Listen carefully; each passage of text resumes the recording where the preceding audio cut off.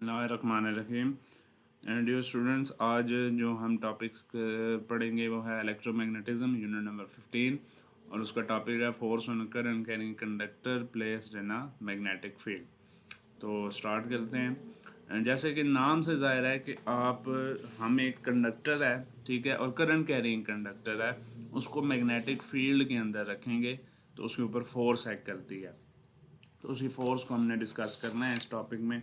तो जैसे कि हम जानते हैं कि इलेक्ट्रिक करंट जो है वो मैग्नेटिक फील्ड प्रोड्यूस करता है, यानी जहाँ से भी इलेक्ट्रिक करंट पास होता है वहाँ पे मैग्नेटिक फील्ड प्रोड्यूस हो रहा होता है।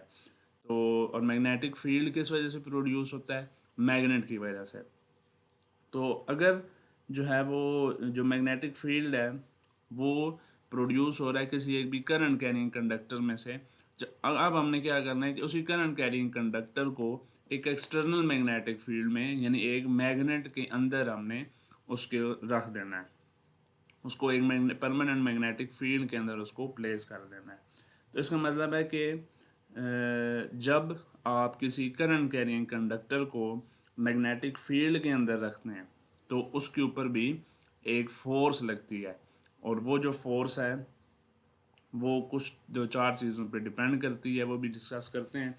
तो सबसे पहले अगर आप इस फिगर में देखेंगे तो आपको पता चलेगा कि ये एक बैटरी का पॉजिटिव टर्मिनल है, यानी ये नेगेटिव टर्मिनल जो है दोनों कनेक्टेड हैं। ये एक वायर है, ठीक है। इस वायर में से करंट प्रोड्यूस हो रहा है, पास हो रहा है, और ये जो है वो आपका नॉर्थ पोल है मैग्नेट का, और ये आपका साउथ पोल है। अब जैसे ही बैटरी से करंट इस वायर को प्रोवाइड किया जाता है तो इस वायर के ऊपर फोर्स लगती है। तो वो फोर्स लगने की वजह क्या है? बेसिकली उसकी वजह ये है कि यहाँ पे दो तरह के मैग्नेटिक फील्ड प्रोड्यूस हो रहे होते हैं।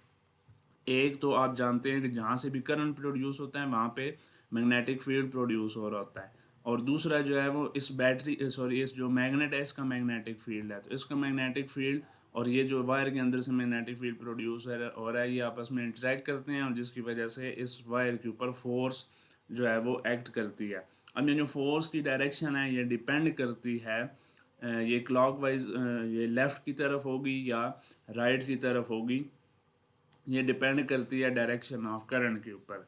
तो वो हम निकालेंगे कि किस तरह से आप डायरेक्शन ऑफ फोर्स को निकाल सकते हैं। तो अब बात इसमें ये है कि जब आप जो फोर्स है, माइकल फैराडे ने कहा था कि जो फोर्स है ये हमेशा डायरेक्शन ऑफ मैग्नेटिक फील्ड और डायरेक्शन ऑफ करंट के परपेंडिकुलर होगी, यानी 90 डिग्री के ऊपर होगी, राइट एंगल के ऊपर होगी। आप ज़्यादा से ज़्यादा फोर्स आपको कब मिलेगी? ठीक है, यानी इसके ऊपर ज़्यादा फोर्स कब एक्ट होगी? जब आप करंट जो है इंक्रीज़ कर देंगे, ठीक है। यानी अगर आप यहाँ पे बड़ी बैटरी लगाएंगे जिसका ज़्यादा करंट प्रोड्यूस करने वाली, तो उस वजह से ज़्यादा करंट प्रोड्यूस होगा। दूसरे नंबर पे है कि अगर आप स्ट्रेंथ मैग्नेटिक फील्ड की इंक्रीज़ कर दें, दैट इज़ यहाँ पे अगर आप बड़ा मैग्नेट लगा देते हैं तो उस बड़े मैग्नेट की जो स्ट्रेंथ है मैग्नेटिक फील्ड की वो ज़्यादा ज़्यादा मैग्नेटिक फील्ड प्रोड्यूस करेगा। और तीसरे नंबर पे है लेंथ ऑफ, यानी अगर आप बड़ा मैग्नेट लगाते हैं तो इसके ऊपर लगने वाली फोर्स भी क्या होगी? ज़्यादा होगी। क्यों? क्योंकि उसकी मैग्नेटिक फील्ड भी ज़्यादा होगा। और तीसरे नंबर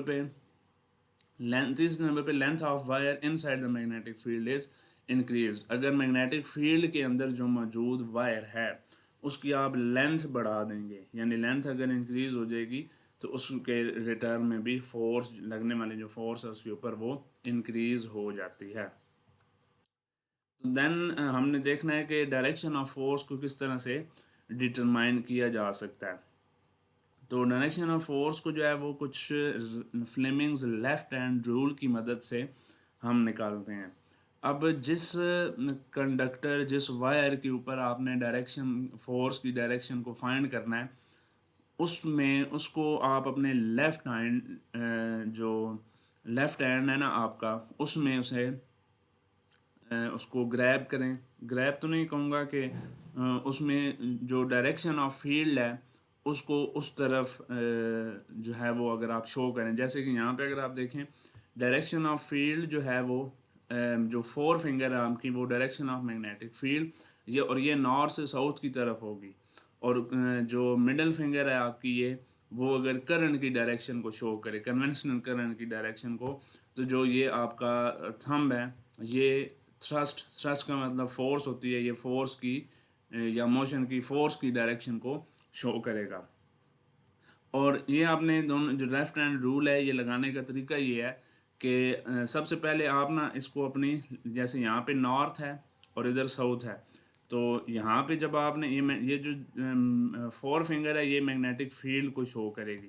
तो आप अपना जो नॉर्थ से साउथ की तरफ, यानी अपनी जो फोर फिंगर है उसकी डायरेक्शन इधर की तरफ रखेंगे, ठीक है। और डायरेक्शन की जो आपकी ये मिडिल फिंगर है ये डायरेक्शन ऑफ करंट को शो करेगी, ठीक है।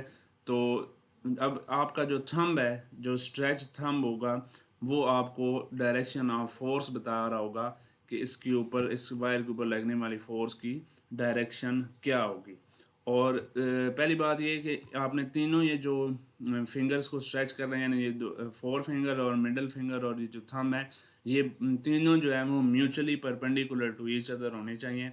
यानी इसका जो आपका थंब है और इसके दरमियान भी 90 डिग्री का एंगल, और इसके दरमियान भी 90 डिग्री का एंगल होना चाहिए। तो ये mutually perpendicular to each other होते हैं ये तीनों। तो इस तरह से जो है वो फ्लेमिंग लेफ्ट हैंड रूल की मदद से डायरेक्शन ऑफ जो फोर्स है, जो कंडक्टर के ऊपर लगने वाली जो फोर्स है, वो हम निकाल सकते हैं। तो थैंक यू सो मच।